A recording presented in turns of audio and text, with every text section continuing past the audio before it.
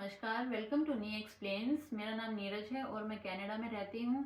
और यहाँ पे पिछले कुछ समय से हम देख रहे हैं कि कैनेडियन गवर्नमेंट बहुत सारे चेंजेस लेकर के आ रही है उन लोगों के लिए कि जो दूसरी कंट्रीज से कनाडा के अंदर आ रहे हैं किसी भी मीडियम से।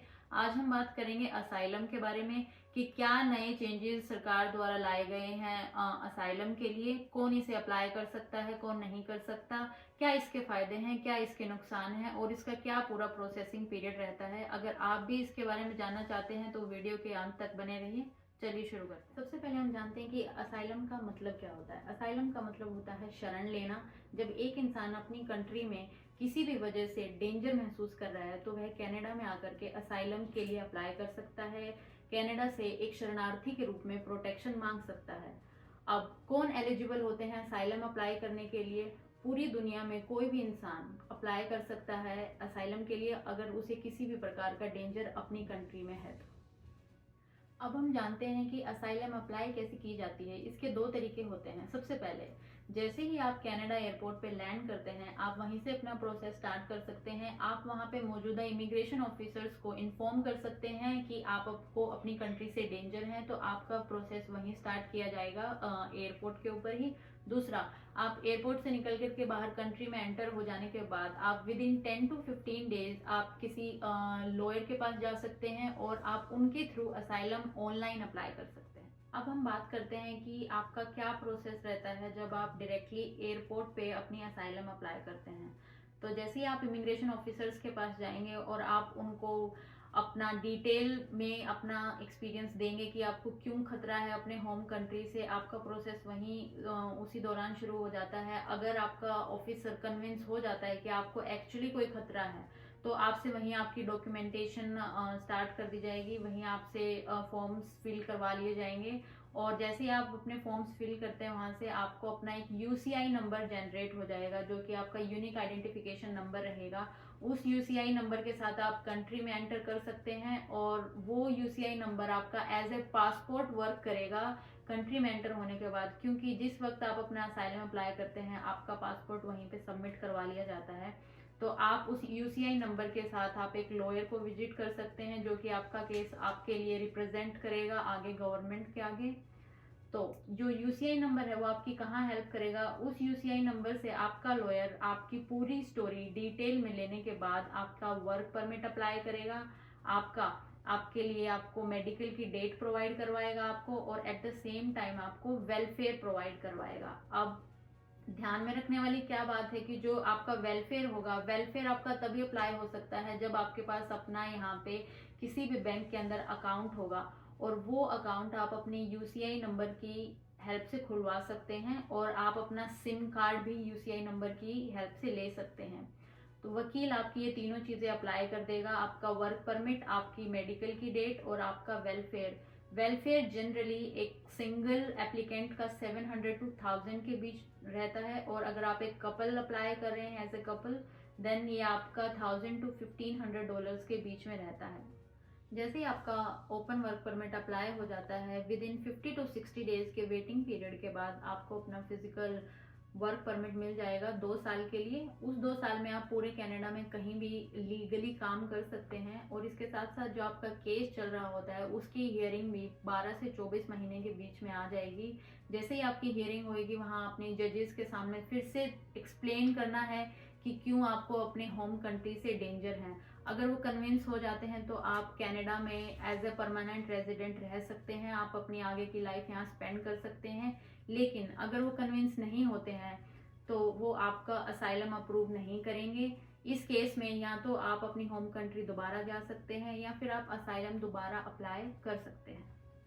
अब हम बात करते हैं जब आप अपनी असाइलम अप्लाई कर रहे होते हो एक लॉयर के थ्रू ऑनलाइन जब आप अप्लाई करते हो तो जैसे ही आपको 10-15 दिन आपको अराइवल को हो जाते हैं तो आपने एक किसी लॉयर के पास जाकर के आपने ऑनलाइन अप्लाई करना रहता है। इसमें आपने जो भी आपका केस है, जो भी आपको डेंजर है, वो विद एक्सप्लेनेशन आपने लॉयर को देना होता है। वो आपका पूरा पीडीएफ रेडी करके आगे इमिग्रेशन में सबमिट करेगा।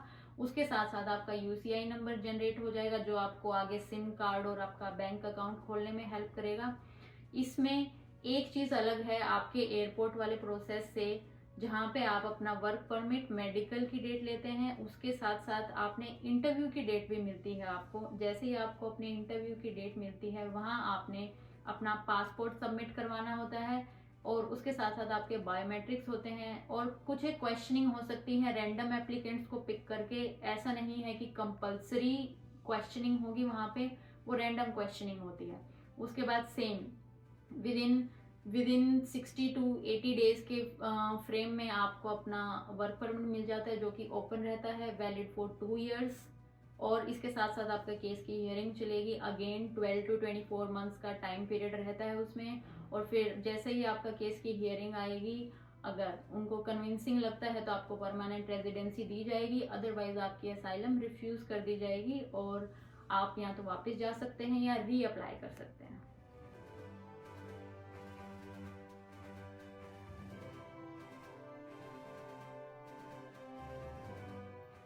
अब हम बात करते हैं कनाडा में गवर्नमेंट द्वारा लाए गए नए चेंजेस की और क्या कुछ नए चेंजेस होने की आशंका है। अगर हम पिछले साल का डेटा उठाएं तो 2,60,000 केसेस असाइलम के पेंडिंग है सिर्फ 2024 से, जिस वजह से गवर्नमेंट बहुत ज़्यादा स्ट्रिक्टनेस अब ला रही है ताकि ये इसका जो नंबर है वो कम किया जा सके, क्योंकि इसकी वजह से कनाडा बहुत सारे क्राइसिस फेस कर रहा है। तो मेनली इसके लिए उन्होंने स्ट्रिक्टनेस हर जगह बढ़ा दी है, starting from the airport. Airport पे जैसे ही आप लैंड करते थे, इनिशियली आपसे इतनी ज़्यादा डिटेलिंग नहीं की जाती थी, पर अब आपसे बहुत ज़्यादा डिटेल्स ली जाती हैं और अगर वो कन्विंस होते हैं कि आप किसी एक्चुअल डेंजर में हो तो ही आपको एंट्री दी जाती है, अदरवाइज आपको एयरपोर्ट से भी सीधा डिपोर्ट किया जा सकता है। लेकिन अगर आप कनाडा में एंटर भी कर जाते हैं और फिर बाद में जब आपकी हियरिंग होती है या जैसे ही आप अपना केस रिप्रेजेंट करते हैं, वहाँ अगर आपके पास कोई सॉलिड प्रूफ नहीं है तो भी आपको कोई असाइलम अप्रूव नहीं की जाती है। आज के टाइम में as per the Canadian government, no evidence no asylum. Even अगर आपके पास कोई एक्चुअल डेंजर है आपकी होम कंट्री में और आप उसको जस्टिफाई नहीं कर पा रहे हैं विद वैलिड एविडेंस, तो आपको कोई असाइलम नहीं प्रोवाइड की जाएगी। फॉर एग्जाम्पल, वो आपसे पूछ सकते हैं कि अगर आपको अपनी किसी स्टेट में या आपको किसी अपनी सिटी में कोई डेंजर था तो आप दूसरी स्टेट में भी रह सकते थे, आपकी होम कंट्री में आपको कंट्री ही क्यों लीव करनी पड़ी। तो इन सब के आपके पास प्रूफ होने चाहिए, एविडेंस होने चाहिए, ताकि वो बिलीव करें कि आपको कोई एक्चुअल डेंजर भी था। अदरवाइज अगर आप कुछ फेस कर भी रहे हैं तो आप अगर यहाँ प्रूफ नहीं कर पा रहे हैं तो आपके लिए कोई असाइलम नहीं होगी। और कैनेडियन गवर्नमेंट ने इमिग्रेशन ऑफिसर्स को इतनी अथॉरिटी दी है कि अगर उन्हें कहीं भी कोई भी लूप होल नज़र आता है तो वो आपकी एप्लीकेशन रिफ्यूज़ कर सकते हैं।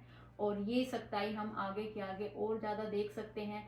उम्मीद की जा रही है कि अगर आपने कनाडा एंटर करने के बाद with in 90 days of frame time में अगर आप नहीं अप्लाई कर रहे हैं असाइलम, तो उसके बाद आप कर भी नहीं पाएंगे। तो ये सारी चीज़ें इसी जो नंबर को, जो पेंडिंग केसेस का नंबर है जो तकरीबन 2.5 लाख हो चुका है, उसको कम करने के लिए की जा रही है। अब हम बात करते हैं कि असाइलम अप्रूवल के फ़ायदे क्या हैं, क्या कुछ बेनिफिट्स आपको मिलेंगे अगर आपकी असाइलम अप्रूव हो जाती है।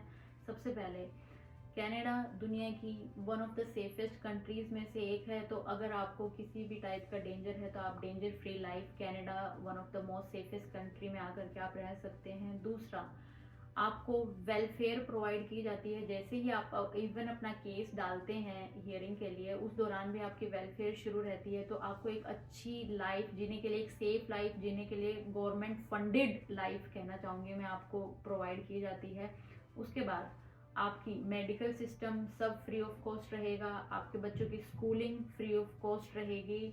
उसके बाद ऐसा नहीं है कि अगर आपने कनाडा में असाइलम लगा दी है तो आप कनाडा तक ही बाउंड हो गए हैं। कनाडा आपको ट्रैवल डॉक्यूमेंट्स भी प्रोवाइड करती है, जिसमें आप except for your home country आप ट्रैवल कर सकते हैं थ्रू आउट द वर्ल्ड। ये थी सारी ज़रूरी इन्फॉर्मेशन जो किसी को असाइलम अप्लाई करने से पहले पता होनी चाहिए। अब बात आती है, क्या हमें कनाडा में असाइलम अप्लाई करना चाहिए, क्या अप्रूवल रेट है, क्या हम अप्लाई करें तो हमारी अप्रूव होगी या नहीं होगी। तो मेक श्योर कीजिए, अगर आप कनाडा में असाइलम अप्लाई करना चाहते हैं तो आपके पास इनफ एविडेंसेस हों। Enough evidences plus danger in your home country is equal to asylum approved. लेकिन अगर आपके पास एक्चुअली कोई डेंजर है और आप उसे प्रूव नहीं कर पाएंगे तो आपको असाइलम नहीं दी जाएगी। तो मेक श्योर कीजिए कि इनफ एविडेंसेस हों आपके पास। आई होप मैंने सारे क्वेश्चंस आंसर किए होंगे असाइलम से रिलेटेड। अगर फिर भी कोई क्वेश्चंस है तो प्लीज़ आप कमेंट बॉक्स में कमेंट कर सकते हैं। Thank you for watching.